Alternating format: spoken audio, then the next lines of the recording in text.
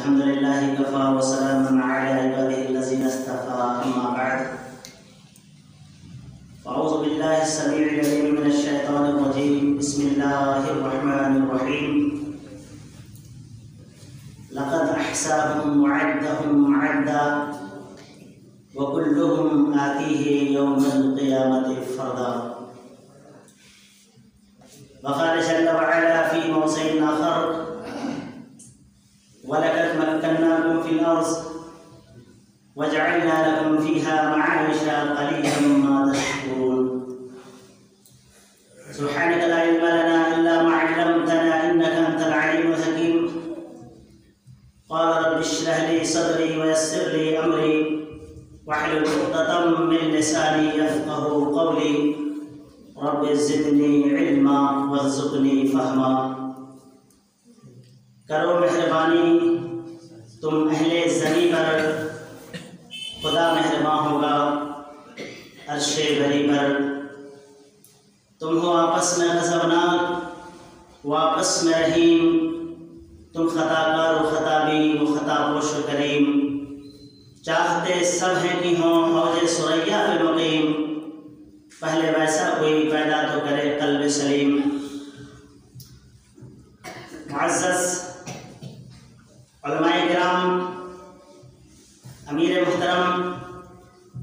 جماعت اہل حدیث دیوگھر فضیلت الشیخ حضرت مولانا عبد المنان صاحب عصری حفظہ اللہ و جنرل سیکرٹری ناظم عمومی جماعت اہل حدیث دیوگھر فضیلت الشیخ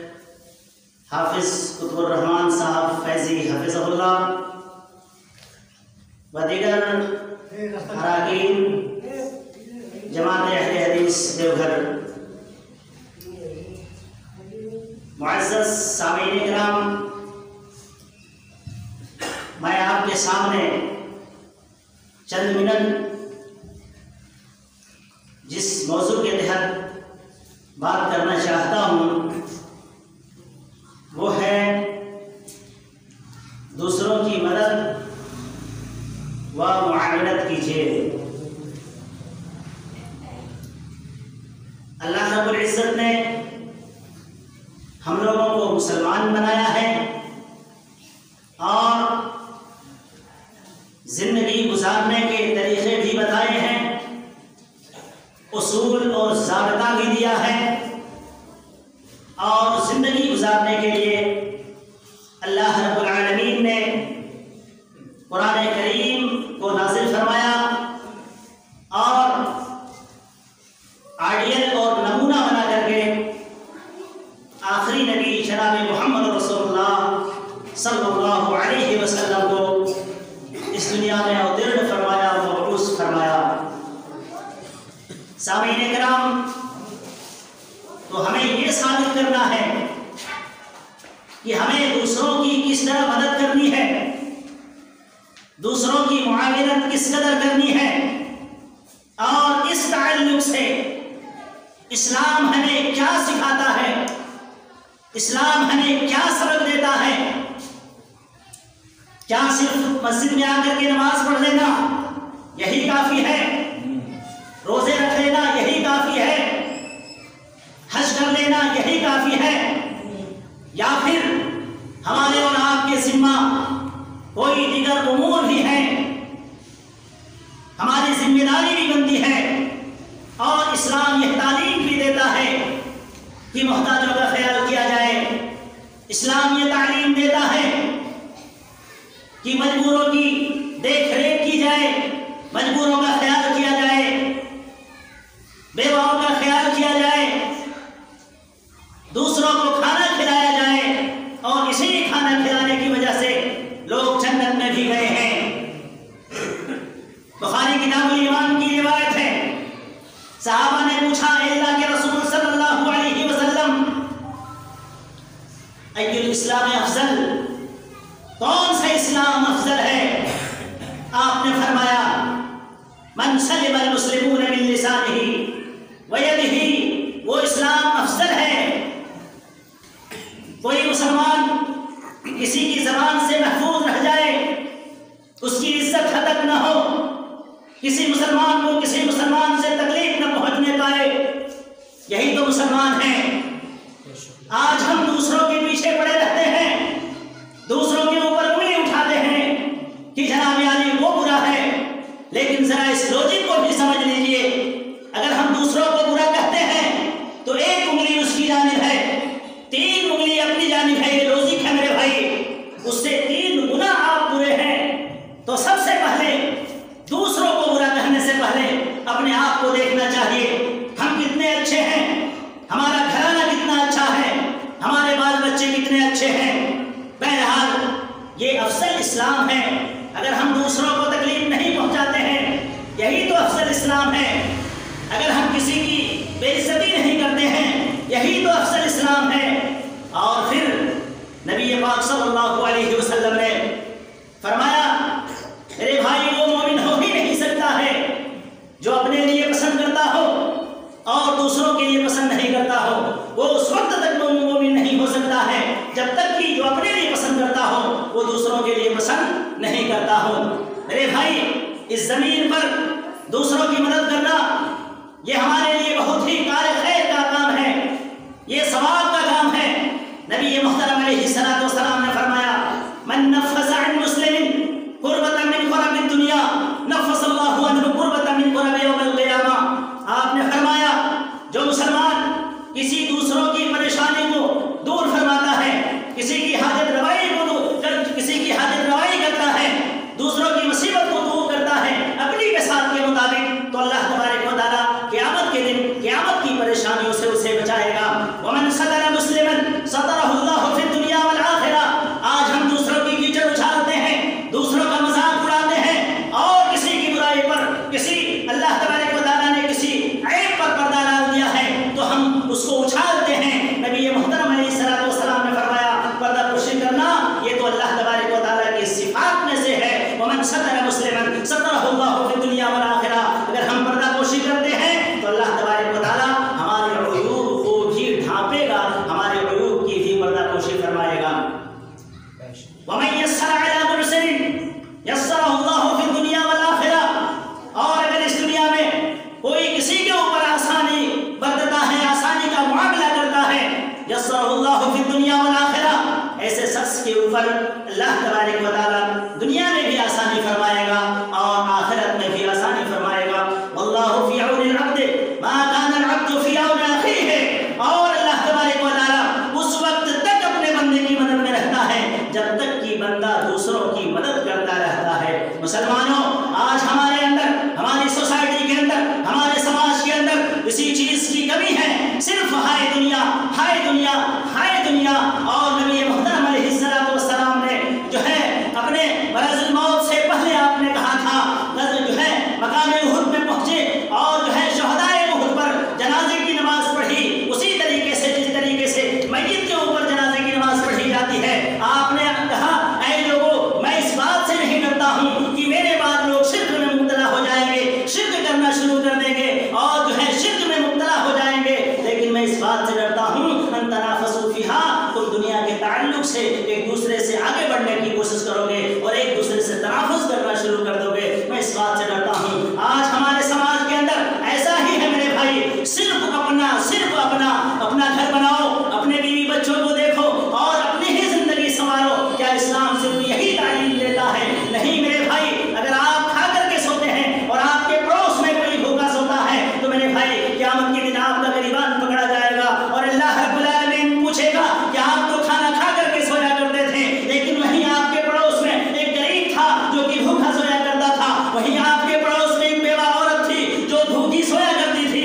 لیکن آپ نے صرف اپنا دیکھا اور اس کا خیال نہیں رکھا۔ میرے بھائی قیامت کے دن ہمیں اور آپ کو اس کا جواب دینا پڑے گا۔ آج ہم اللہ رب العالمین سے بھاگ نہیں سکتے ہیں میرے بھائی، ہم نمک حرامی کر نہیں سکتے ہیں، اللہ تبارک و تعالیٰ دیکھ رہا ہے۔ اللہ رب العالمین نے قرآن مقدس کے اندر فرمایا، وَلَقَدْ مَكَّنَّاكُمْ فِي الْأَرْضِ وَجَعَلْنَا لَكُمْ فِيهَا مَعَائِشَ قَلِيلًا مَا تَشْكُرُونَ۔ اے لوگوں، ہم نے تمہارے قدم کو اس زمین میں جما دیا ہے اور تمہارے زندگی گزارنے کے سامان بھی ہم نے اسی زمین میں مہیا کر دیا ہے۔ قَلِيلًا مَا تَشْكُرُونَ، تم بہت ہی کم شکریہ ادا کرتے ہو۔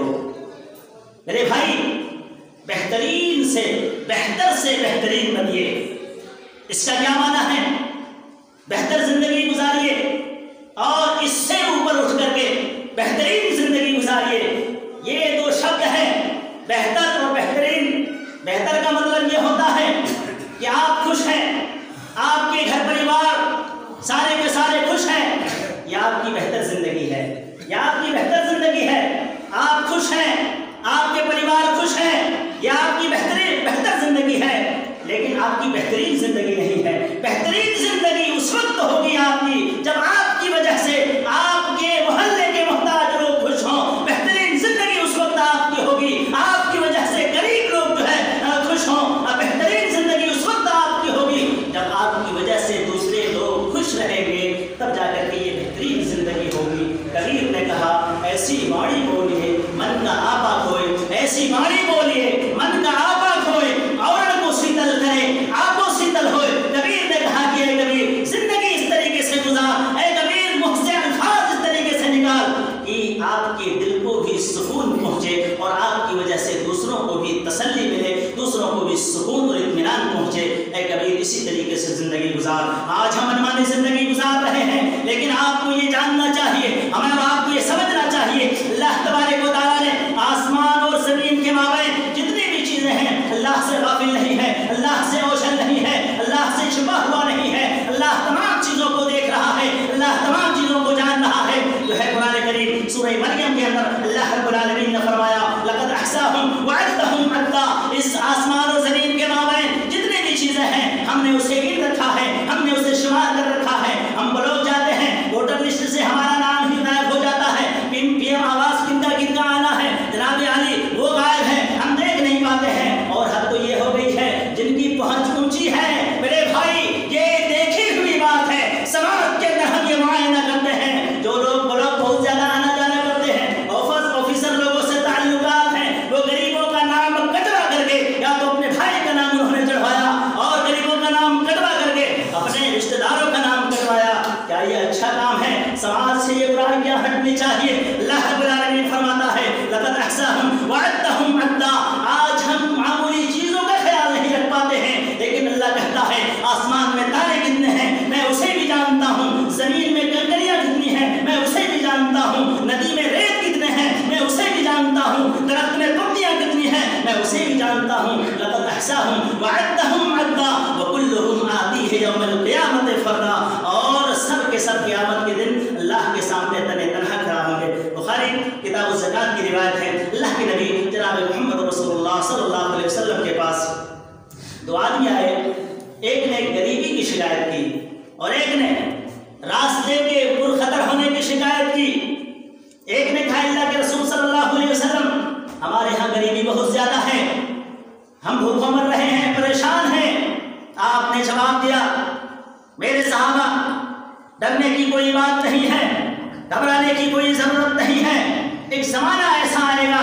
مال کی فراوانی ہوگی اور لوگوں کے پاس دولت اس قدر ہوگی۔ آج افسوس کی بات یہ ہے کہ آج ہم ناشکرے ہو گئے ہیں، پریشانی ہمارے اوپر آتی ہے، مصیبتیں ہمارے اوپر آئی ہیں، اس کے باوجود ہم کہتے ہیں مصیبت ہمارے اوپر آئی، پریشانیاں ہمارے اوپر آئی، ظالم حکمراں جو ہے ہمارے اوپر مسلط ہے۔ کیا کبھی ہم نے سوچا ہے، کیا کبھی ہم نے غور کیا ہے؟ ہم اللہ کے ناشکرے ہو گئے اور ہم نے اللہ کا شکریہ ادا کرنا چھوڑ دیا ہے، جس کی بنیاد پر اللہ تبارک و تعالیٰ نے مصیبت کو نازل فرما دیا ہے، جس کی بنیاد پر اللہ نے ظالم حکمراں مسلط کر دیا ہے۔ یہ ہمارا کرتوت ہے میرے بھائی۔ نبی پاک صلی اللہ علیہ وسلم نے فرمایا کہ میرے صحابہ ایک زمانہ ایسا آئے گا غریبی ختم ہو جائے گی، مالداری بڑھ جائے گی، یہاں تک کہ زکات کا مال لینے والا بھی کوئی نہیں رہے گا۔ بخاری کے الفاظ ہیں ایک آدمی زکات کا مال لے کر کے نکلے گا اور ایک آدمی سے کہے گا یہ میرا زکات کا مال ہے، آپ لے لیجئے، آپ اسے قبول فرما لیجئے۔ وہ کہے گا لا حرب لی اليوم، آج مجھے اس کی کوئی ضرورت نہیں ہے، آج مجھے اس کی کوئی حاجت نہیں ہے۔ دوسرے سائل کے جواب میں آپ نے کہا میرے صحابہ اگر اس وقت راستے پر خطر ہیں تو سنو، مکے کی سرزمین میں جو ہے ایک زمانہ ایسا آئے گا کہ قافلہ چلے گا بغیر خفیر، کوئی اس کا محافظ نہیں ہوگا، کوئی اس کا جو ہے نگراں نہیں ہوگا، بغیر کسی خطرے کے وہ چلیں گے۔ اور آج مکے کی سرزمین میں وہ زمانہ آ گیا ہے میرے بھائی، مکے کی سرزمین میں ہم چلتے ہیں تو کوئی خطرہ محسوس نہیں ہوتا ہے، لیکن پاک صلی اللہ علیہ وسلم نے یہ بیان کرنے کے بعد آپ نے بیان فرمایا اے لوگوں تمہیں اپنے رب کے سامنے کھڑا ہونا ہوگا اور اللہ جو ہے اللہ کے سامنے تم کھڑے ہوگے اللہ رب العالمین کے اور تمہارے درمیان کوئی جو ہے ترجمان نہیں ہوگا کوئی ٹرانسلیٹر نہیں ہوگا اللہ رب العالمین آپ سے پوچھے گا اے جناب عبدالشکور صاحب اے جناب عبدالرؤوف صاحب اے جناب عبدالحکیم صاحب اے جناب عبدالرحیم صاحب ذرا بتا دیجئے الم ارسل الیک رسولا کیا میں نے تمہارے لیے کسی رسول کو مبعوث نہیں فرمایا تھا